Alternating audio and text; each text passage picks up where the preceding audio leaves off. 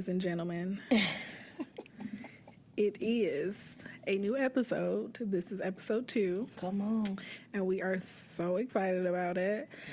So we're going to go ahead and jump right into it.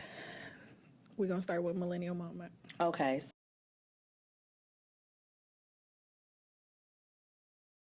So, last week with the Millennial Moment, you talked about your nephew. Yes. And I told you that my niece gives me all the millennial content that I need in my life. So my niece is 12 years old, guys, and I don't know, she's just like the most beautiful thing in the world. But outside of that, she's also hilarious, and there's like a lot of drama. But with preteens, and I wonder if we were like this, which I'm not sure. We'll have to triple check with our parents. We get bored with things quickly. So Yes. The holiday season is approaching, and my family, my family is all about like Christmas. Christmas is my thing, sis. So like my house is very Hallmark special-esque. Okay. All the time. Okay. All the time. And so, but we got excited because the Christmas lights are coming to the zoo. Y'all, just bear with me. And so my family, originally it was supposed to just be like my mom and the kids are going, etc. And so, she asked my niece, and my niece was just kind of like, meh, whatnot. And so now all of us, like my brothers, my sister, and our partners, are all like, oh my God, it's the zoo. We're going. Y'all super amped and excited. Girl, she was unimpressed. And the thing that had me laughing is I was like, what's the matter? I called her name. I was like, Smoochie, what's the matter? And she was just like, it's the zoo. Not the... It's the... Listen. Wait, it's the zoo. It's animals. They stink. Like, what are we doing? And I said, okay, but they're not going to be outside. Yes. Like, they're going to be indoors. She was just like, but it's the fact that it's the zoo. I'm not impressed. Okay. Listen, I was like, I must be old because, I was super impressed. Well, I was going to say, I think it's just, maybe it's a Gen Z millennial thing, because I still get excited to go to the zoo. I was really legit, happy. like me and Ben be like, what time the zoo open? Because we finna go, and we will call my nieces and nephews, like, bring your kids. We all finna go to the zoo. We finna kick it. No, she was like, it's the zoo. And the part that got me was... Yeah, the hand. The zoo. The hand. And I was like, girl... And I couldn't do nothing but laugh because I was like, well, fact check for me. Like, am I really that old? Like, y'all, I really was like, am I really that old? Because I was excited to go to the zoo. Listen, I'm still excited. And then she was like, why isn't it until 9 o'clock? She was... So I was like, you know what? I remember a time when our parents used to try to get us to do things. And we were uninterested. Yeah. Maybe it's just... It was the unimpressed phase that we all go through. How are you 12 and unimpressed? You know what? These children are much different than we were. That was my millennial moment. Yeah. I felt old for wanting to go see the Christmas lights at the zoo. Listen, I'm hyped because Christmas is my season. Oh, yeah. I love me a good, I posted the other day, I'm legit pulling up my Christmas stuff today. Oh, I went and purchased some Christmas things this weekend. I had to dig it out of our storage unit and pull all my stuff out because my husband's parents were very churchy.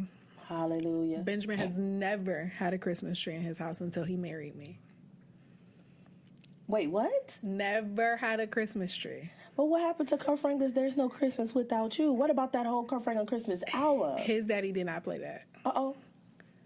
They never had a Christmas tree. He would get gifts. He would get presents. No stockings, no Christmas tree. Because that's all pagan? It's all pagan.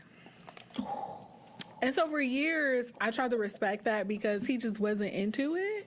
Yeah. But in my household, we went all out for Christmas.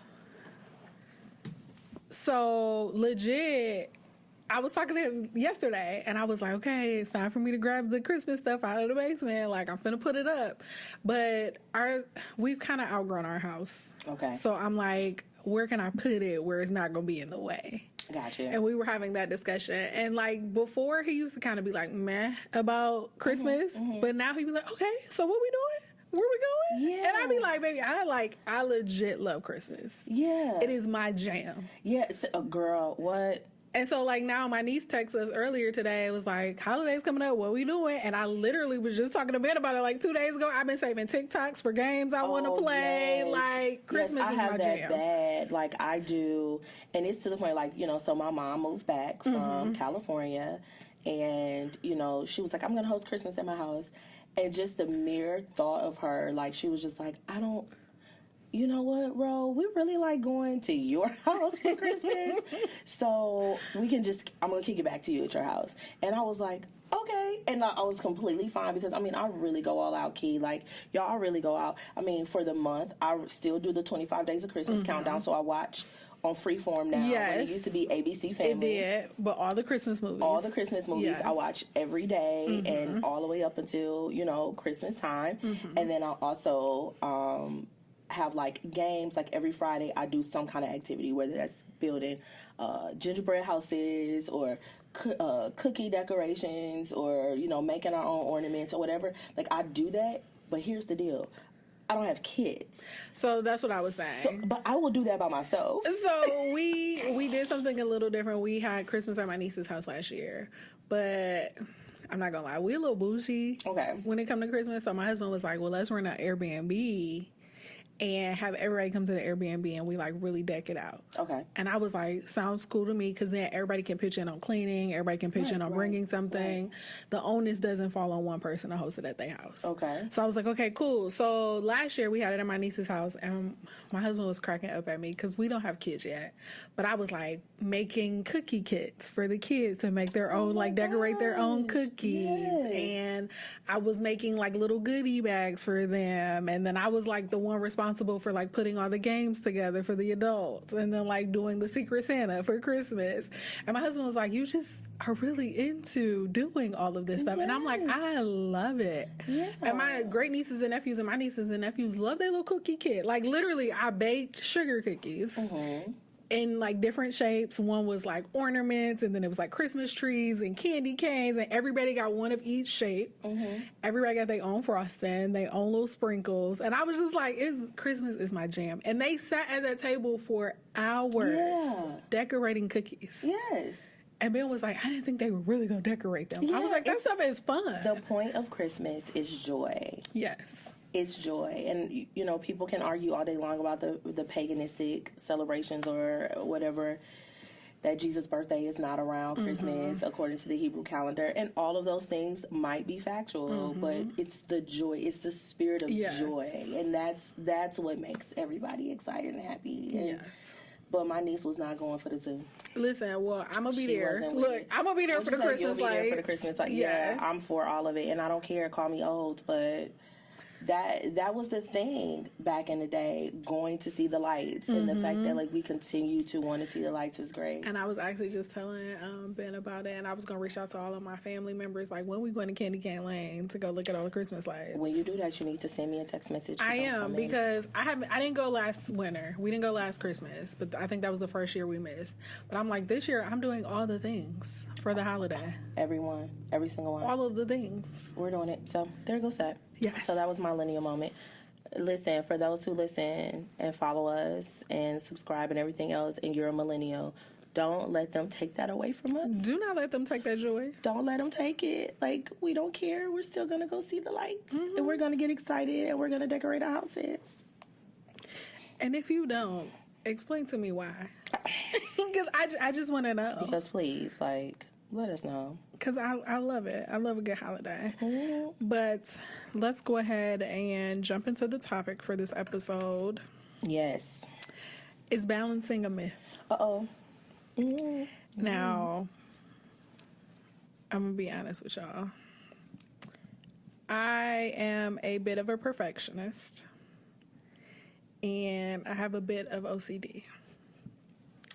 And I showed Romy my calendar before we started this episode.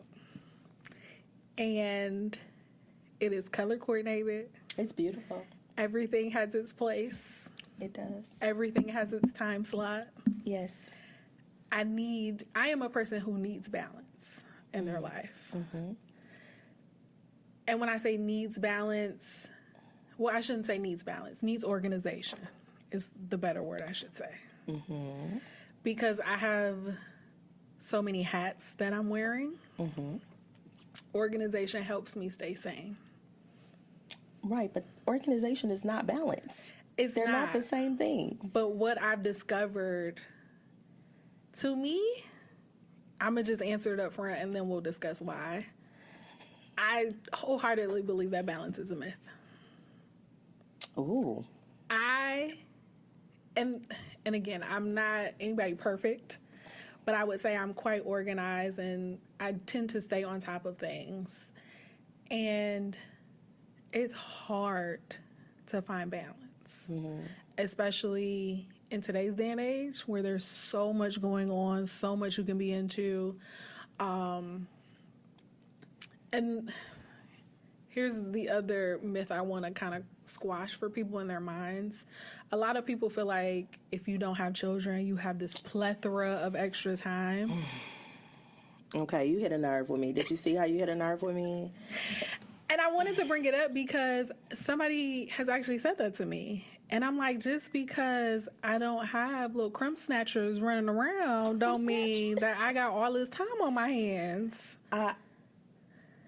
That sentiment resonates with me in so many different ways because people really assume that about, because I too do not have children, and people are very insensitive to individuals who do not have children, especially when you don't know why people don't have children. Yes. So that's the first thing. I mean, some people, it's a choice for them to not have children. Other people, it is not. And in other spaces, God has just not blessed the belly yet. And so, you know, my issue is making statements like that. It's so offensive to people. But the other part of that is, girl, who got time? Because I don't have time for me. Can you imagine if I had to create time for me, for my man, Listen. and then for a little one? Now, don't misunderstand me. I know how complex and full my life is. And by complexities, I don't mean chaotic. So please don't confuse the two. But I understand how complex my life is. And so, and how full my life is, I would want that same thing for my kid, right? Yes. To be able to enjoy that same fullness, the fullness of joy, right? Yes. And so, if they stop to look at my calendar and see how my life is between my everyday job and the capacity I serve in that, what we do in our communal service efforts, and some of us are in more than one of those organizations, you know, what we do within our churches, in our home. I mean, seriously, don't ask me to do that. That is blasphemous. I said it. But balance. But it is possible, sis. It's not a myth. This is going to be a good episode. The reason why I say, now, I'm not saying that you can't do it all, because it can be done. All of it can be done. But when I think of balance, I don't know why, but in my brain, when I think of balance, I think of consistency. And life be life in general. Yeah. So it's always hard to kind of remain in that kind of consistent state, which is something I'm always striving for, because I just function better when things are consistent and things are, how do I want to put that? I don't know. It's just, but things happen and life happens. And even when I'm in a groove or things seem to be going well, something can come up to throw everything off. And so that's why I say that sometimes balance to me is a myth. But I've learned to roll with the punches, even in my OCD organizational moments. Because before, I used to be so strict and so stern in my schedule that the minute something that wasn't planned popped up, it would completely throw me off. Like bad mood, attitude, completely throw me off. But being in ministry and being married to a pastor, I had to realize very quickly that you just kind of have to roll with bunches sometimes. And see, to talk about your statement about you like consistency, the only thing that is consistent in life is change. And so, like, it depends on how you look at the glass, right? If you look at the glass where, hey, what is consistent in my life is that life is going to always change and that I can't plan for the changes. I have to just plan to remain true to myself and my faith in God to sustain me while these changes are happening. That'll work. But also, there's something that we call let go. Yes. You have to give up some of those hats. Yes. And we all know that it is not, even our listeners know and understand that as ideal and easy as that is to say off of the tongue, it is not easy it is not always easy to do in practice. But it is necessary for your mental health, your emotional health, your social health, your physical health. It's important to let some of that go. So the challenge is even if we take and listen, y'all, we're going to take Lady Key's calendar.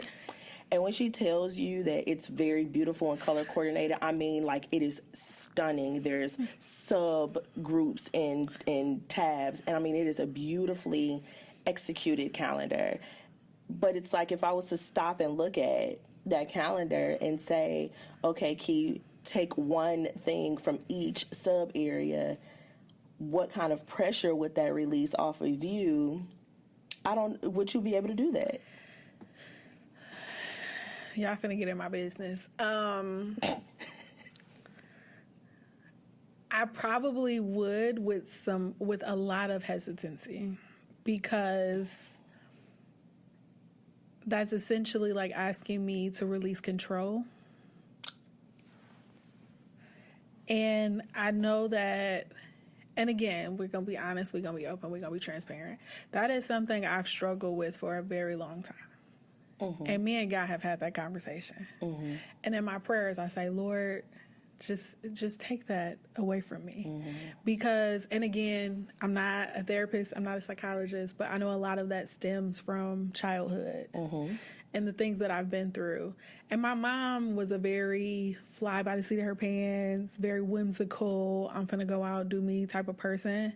And we had some structure, but, like, she was always late. Like, my mom is just a chronically late person. She's been like that all her life. So, as an adult, I was like, I can never be late for anything, because I know what that does to people. And I understand that people's time is valuable.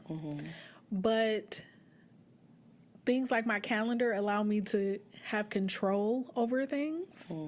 And like you said, I could release some of that. And some of the things I've released a lot of responsibilities. Okay. In the last few months, and moving forward, I will be releasing some more things. But even in the conversation about my calendar, our admin team asked for access to my calendar. And you about lost your mind, didn't you? I still haven't given them access to my calendar. And see, the thing is, it's like, what I like about what you said is that you have a thing about control. And that is something, like you said, you talk to God about.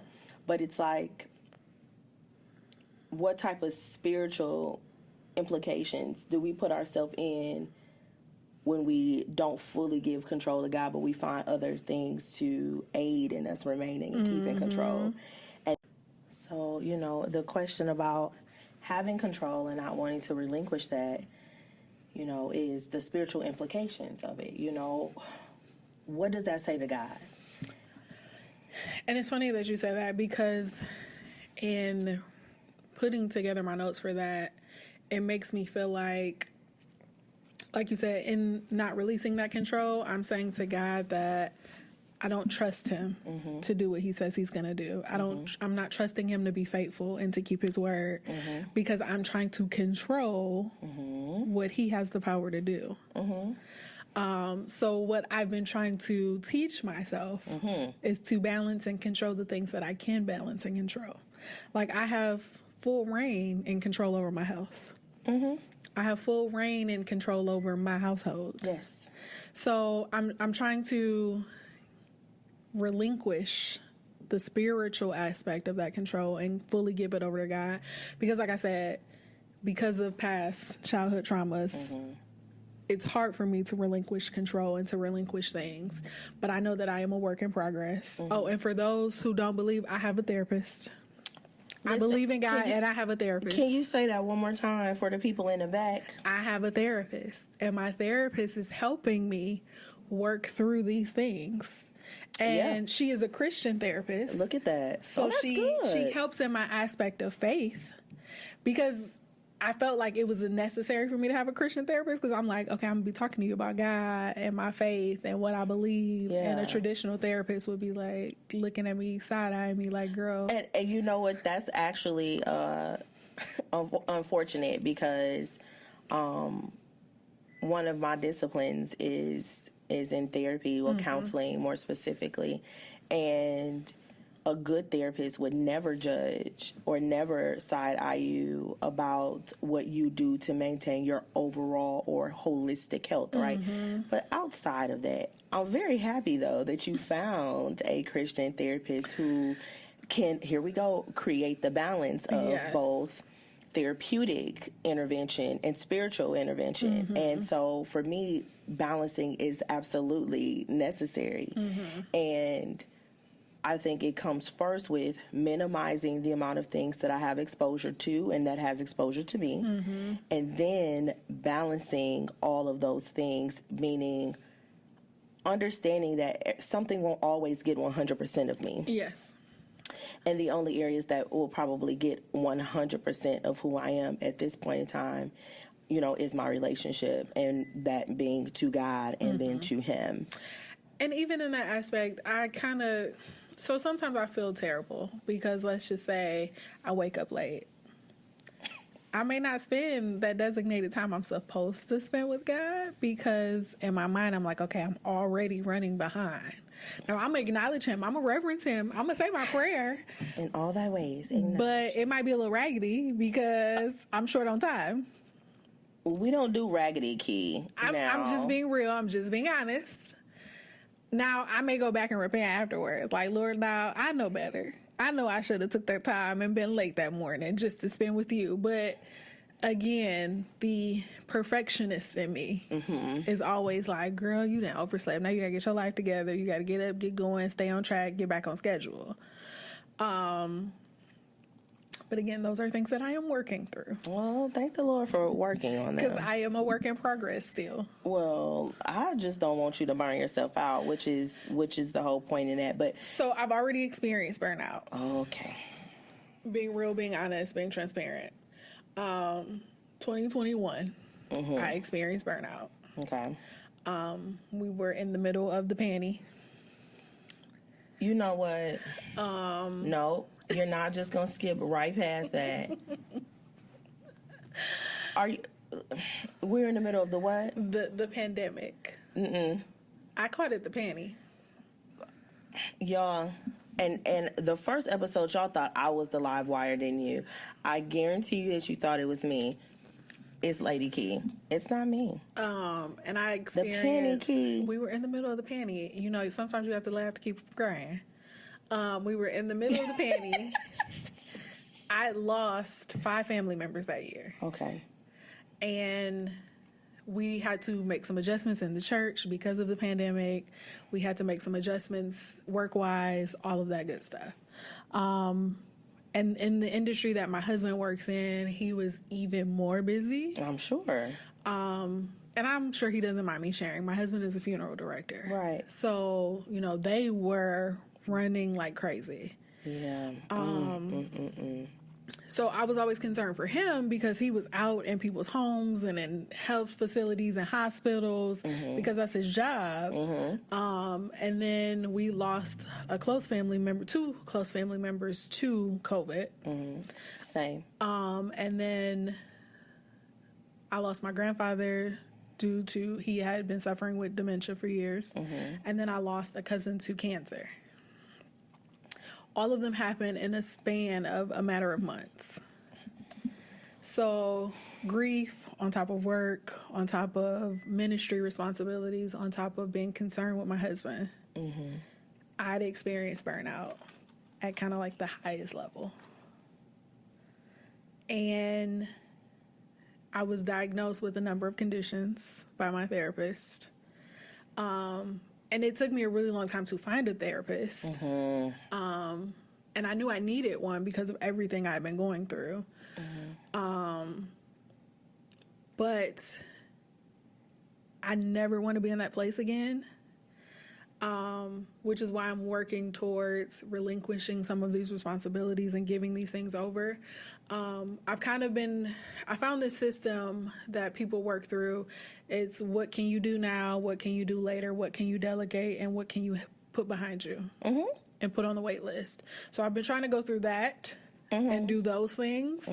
So, I can see in front of me, okay, Kiana, these are the things you need to delegate. So go ahead and delegate them because I'm a pick up and do it type of person. And you've seen it. I have. In the ministry. So during the pandemic, we had to figure out how to stream. None of us had never done it before. Oh, well, I can't tell. God bless you with that gift. So I was like, well, let me try to figure it out. Let me do some research. Let me try to figure it out. And I picked it up, and we've been doing it ever since. But I've been the primary person because and I'm also a self-taught type person. Like, if I want to really learn how to do something, I'm going to figure out how to do it. And my husband tells me all the time, but I'm gonna say it today. He is very blessed to have me because I organize, I go behind him, I make sure he has what he needs to be an effective pastor and to do the job that he has to do. Yes. And I try to take certain loads and burdens off of him so that he can do his job as a leader and as the shepherd. Yeah. But then once I pick that responsibility up, it's hard for me to let it go. So, and I think that's why I think that balancing is a myth. Well, so there's this thing, there's a divine order. And for those who don't know what that divine order is, I'm pretty sure Lady Key is going to kick in with me here about the divine order. But the divine order is God. He's the head. That's it. And then it's your family, right? And then it's the church. Yes. And what we have done a terrible job. A horrible job. With is misconstruing the order, reversing, uno reverse, draw four with the divine order that God told us to have these things in place, right?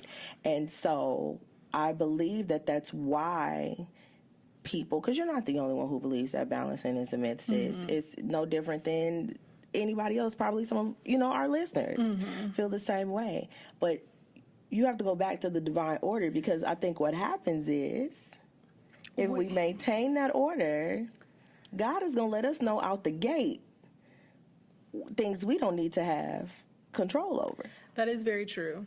And I will say that before we started pastoring, it was easy for me to keep that order in place. But as so the people shifted your order. I would say, y'all see she stalled on it. I did that. Because I want to make sure I word this correctly. I feel a great deal of responsibility as a first lady, and I always want to do the Lord's work. And unfortunately, and I'll say unfortunately, when I was given this responsibility, I took on the burden of the people. And I have to figure out how not to do that, because it has made me, and not just me, my husband as well, misconstrue the order. Because a lot of times we will put church before family. Like, he and I could not have a date night in 6 to 8 weeks because we're so focused on, one, we both have 9 to 5s. 2, I'm trying to take care of the house, make sure the house is running. And then the church is a great deal of responsibility for us. So sometimes we'll miss a date night to plan a service. Sometimes we'll miss a date night to go check in on somebody who's in the hospital. Like, and we are working towards doing a better job of that, which is why we are now delegating and putting people in place to do those things. Yes. Because we've recognized that we've gotten the order all misconstrued in our personal lives. And we are actively working towards getting better at that. and I can say it here, our ministry is going through a transition. Okay. Because we realize the ways that we were taught to be leaders doesn't work for us in our ministry. You just answered my question.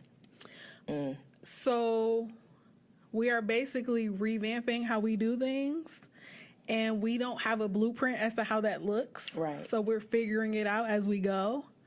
But we have to figure out what works best for us.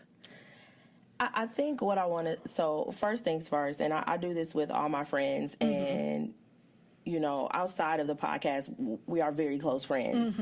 And my other friends can attest to this, is that I'm going to always stop. I will never take an opportunity like what you did and not affirm you.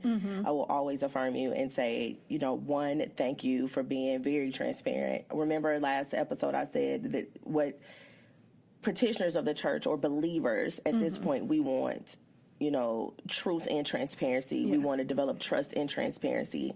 And so I want to thank you for saying that, because that cannot be easy by any measure to say.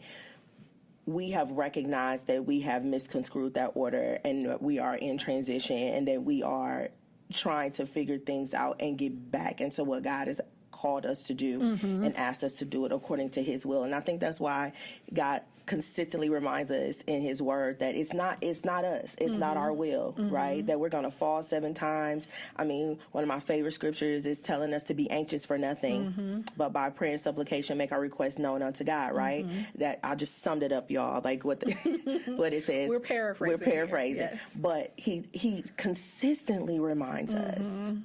Consistently, like, hey, I created you. I'm aware that you're going to feel overwhelmed. I'm aware that you're going to have control issues. I'm aware that you're going to be sad and anxious. I'm aware that people are going to put a diagnosis on you. I'm aware that you're going to accept it and then do work for it.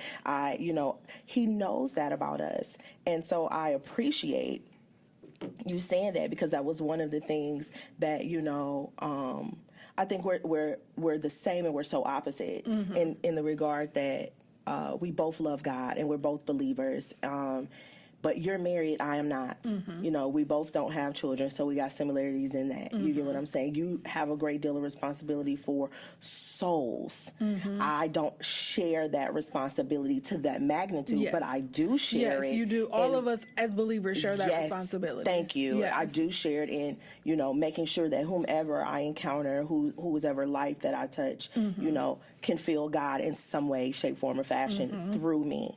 And so it's so crazy when things like this happen, because God has had to check me in my life about, so you're wondering why things are out of place. You're wondering why you're struggling with control. You're wondering why you're crying. You're wondering why you're overwhelmed, or you feel like things are happening or taking place at work. And it sounds so cliche. Like, and Key, you know this too. It sounds very cliche when we say, like, no, really seek God in all things. Yes. Like, it sounds so cliche. It sounds like the best thing to say. Oh, that just sounds good to make me feel good. No. What happens when you really seek God and he really starts putting things in order, it's going to be uncomfortable. It is. It's going to be disheartening at times. It may bring you joy. It might be sad, but it's like the reward in the end. Because I was just seeing God really reshape my own personal life because I came to him with that very same, like, God, this whole balancing act is just that act. Yes. And it Help just... me. It's very true in the aspect, because you have to acknowledge him in all your ways. Because when you hit that rock bottom, you're going to need something to pull you up out of that. Because them rocks hurt, don't they? And let me tell you, when I was down there, my husband could not help me. My mama could not help me. Nobody could help me come out of that but God. And I know it's a struggle.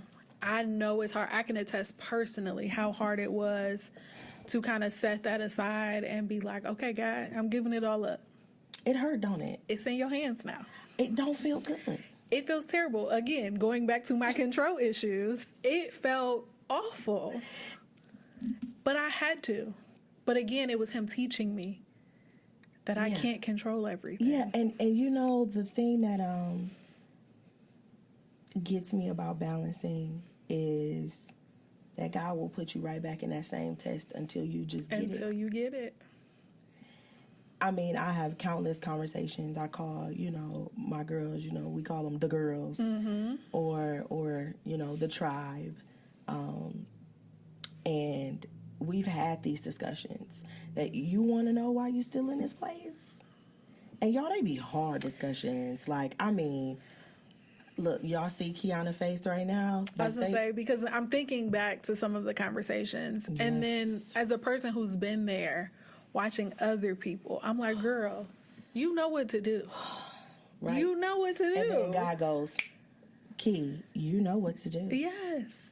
You know what to do. I gave you what to do. I told you what to do.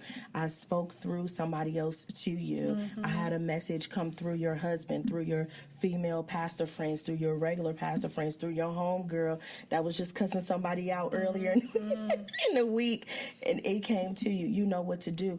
And the thing is that I don't believe that balancing is a myth versus balancing is a choice. Yes. And I think you hit it right on the head. It's balancing is a choice to relinquish control. Mm-hmm. It definitely is, and that's why, to me, right now, balancing is a myth. And it's because we don't get this calendar together. I was gonna say, I think it's because of I'm in a transition period, and I think that's why I feel that balancing is a myth at this moment. We're gonna have to go back and watch Pastor Keon Henderson's transition message together. We are. Like we really gonna have to look at it, because I feel you on that one, because girl. I feel like transition is where you get tested. Oh, now you're preaching. Y'all see, this is episode 2. She started preaching on the mic. Go ahead. I feel like transition is where you get tested because you're walking down an unknown path.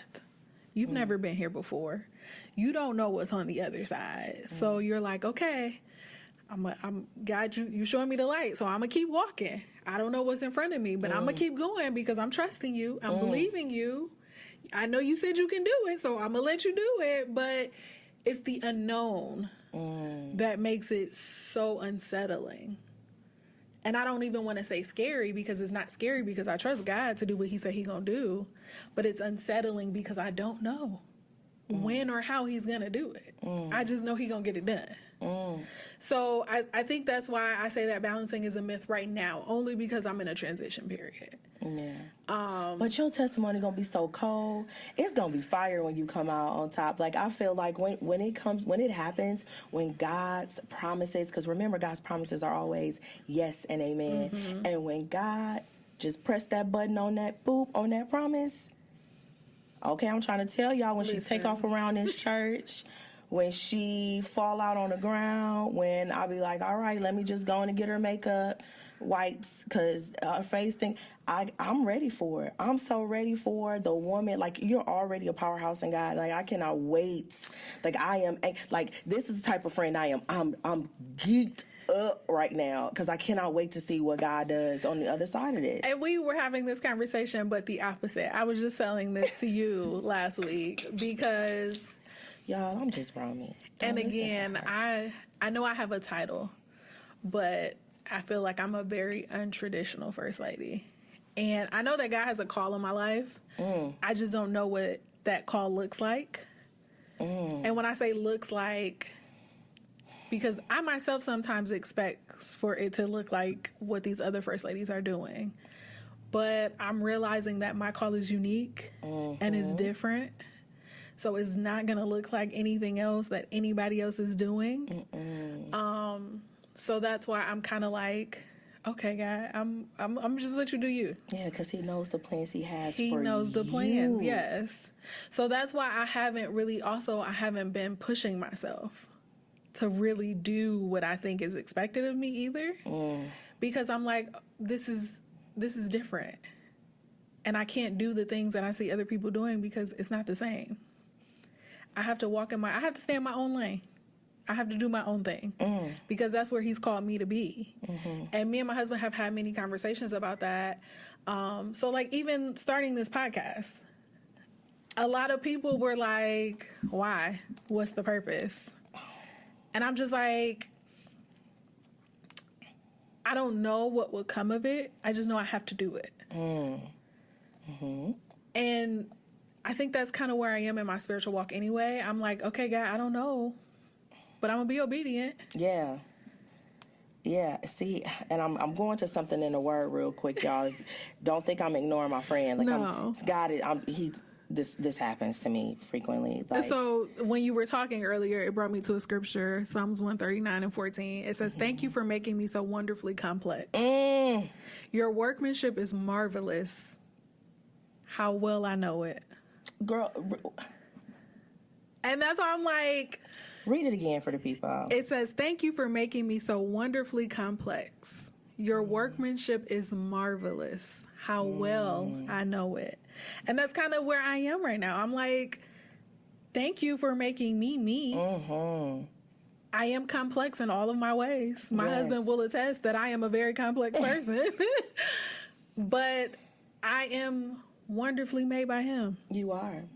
And I think, so the scripture that I actually have a highlighted, y'all, like in real life, it's like highlighted on my phone, is 2 Corinthians 7 and 1.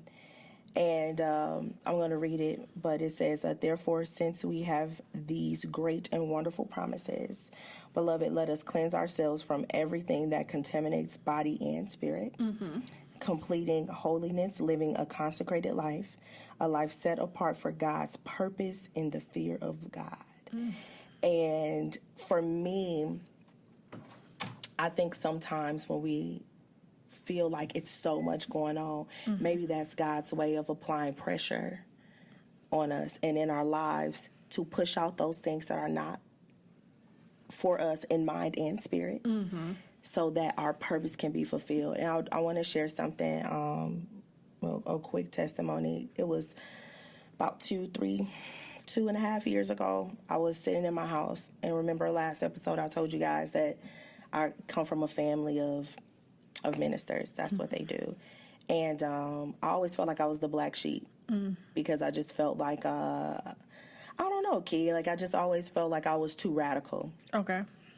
For lack of a better word. Like I was a free thinker, and I questioned things, and on top of the fact that I'm an intellect, those sometimes clash, right? And I was sitting in the house. It was me, my mom, my grandmother, Momo, and my sister, and we were sitting around in the living room, girl, and we were just talking, and I don't know what was said. I can't even recall the moment, Key, but I got very quiet, and my mom was like, "What is it?" And I said, "Mom, I don't know. I feel like in this family, there's a hierarchy of who's saved, and who God has given purpose to, and I just don't know where I fit in the hierarchy. I don't know what I'm supposed to be doing in life. I don't know. I know that I'm not meant to be within the four walls of the church all the time. I know that my delivery in the Word of God is not the way other people's will be. I know that I'm not going to change being fly. I know certain things are not going to change for me, and it doesn't fit with the traditional or the accepted, even if we don't say traditional, but even the accepted form of Christianity and relationship. And I was just like, what am I supposed to be doing? Because, every time I attempted, and I'll be honest, every time I attempted to talk to leaders, clergy, or whatever, pastors about implementing mental health programs within the church, we don't need that. Just go to get pastoral counseling. That's not the same as mental health counseling. And I felt like I was getting every door just shut on me, like every door. And finally I was just like, well, maybe I'm misconstruing the gift that God gave me. Like, why do I care so much about the mind? Why do I care so much about God's people in that regard, about their hearts and their minds? And it's so crazy because my mom looked at me and she said, because that's your actual ministry. You're fighting so hard to fit you within what's already established when God is setting you apart. So, Kiana, God is setting you apart. He is putting you and your ministry and Pastor Ben's ministry to, and this is so none of our stuff is scripted, but he is really like setting you apart. And, when you got to rip something, it hurt. You know, there is uncertainty, and that's why things are untraditional and don't make sense to you, because it's not your plan, it's God's. Our minds are so finite, we can't even begin to comprehend what God has for us. And so I had to share that because I remember that defining moment in my living room when my mom said that, and nothing happened right away. Nothing happened, Key, because it all happens in His time. Yes. A year and some change, and then all of a sudden, what happens? I get asked to do a forum in church about mental health and what practical things and steps we can take in our natural lives, and what does God say about that as well. And I'm like, that is so crazy, and things have just like taken off since then. You know, and so I'm saying that to encourage you and you that, like, if God has given you something and you are just unsure right now, it's because He has to keep doing more work in you right now. And it may not make sense. It won't make sense, but it's going to make perfect sense when it's in His timing. Okay, so let me affirm you. And I'm going to share a little bit about what I text you. Oh, so she about to share her business, y'all. My friend... And I told her herself, I want to say last week, because I went back and listened to the first episode. My friend Romy. What's up, girl? Is going to be a beast in this kingdom. Y'all just don't understand. The way she be encouraging and praying and just speaking and evangelizing what God has given her to other people. And again, like you said, I know it doesn't look like what people are expecting. But when God finally sets you up to walk in your purpose and your ministry the way that He wants it to be, y'all ain't gonna be able to stop her. She finna be a beast out here. So just get ready. From her lips to God's ears, you know, like I'm gonna receive it, because that's not the first time that I've heard that. But I think, like, it means more because I'm coming out of a transition. Yes.